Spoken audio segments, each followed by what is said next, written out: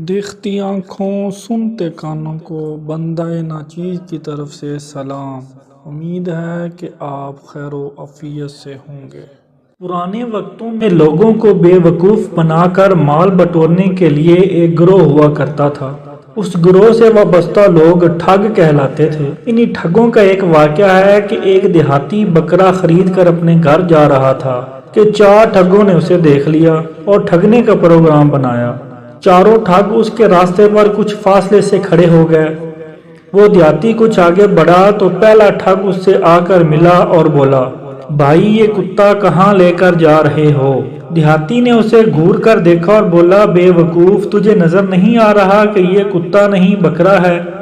دیہاتی کچھ آگے بڑھا تو دوسرا ٹھگ ملا۔ اس نے کہا کہ یار یہ کتا بڑا شاندار ہے، کتنے کا خریدا ہے؟ دیہاتی نے اسے بھی غصے میں وہی جواب دیا۔ اب دیہاتی تیز قدموں سے اپنے گھر کی جانب بڑھنے لگا، مگر آگے تیسرا ٹھگ طاق میں بیٹھا تھا، جس نے پروگرام کے مطابق کہا، جناب یہ کتا کہاں سے لیا؟ اب دیہاتی تشویش میں مبتلا ہو گیا کہ کہیں واقعہ یہ کتا تو نہیں۔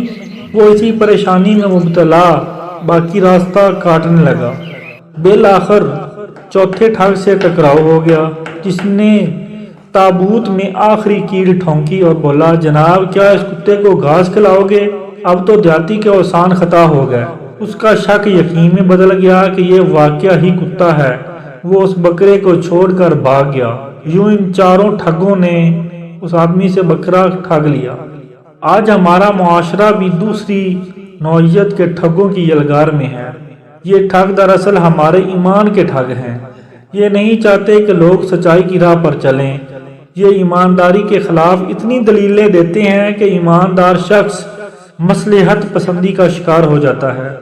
یہ ناجائز منافع خوری کو حق بات ثابت کر کے دوسرے لوگوں کو بھی اس کبھی فعل پر مجبور کرتے ہیں۔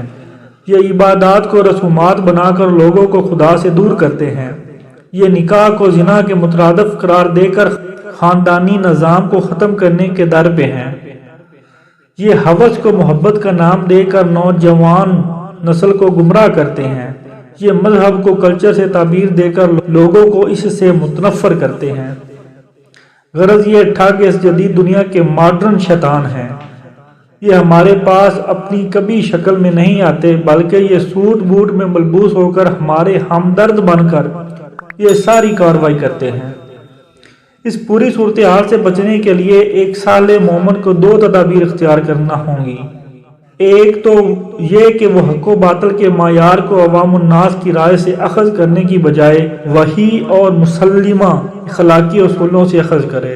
دوسرا یہ کہ وہ ان شیطانوں کو پہچانے اور ان کی باتوں کو اہمیت نہ دے، ورنہ اس کا حشر اس جاتی کی طرح ہوگا جو بکرے کو کتا سمجھ کر کھو بیٹھا۔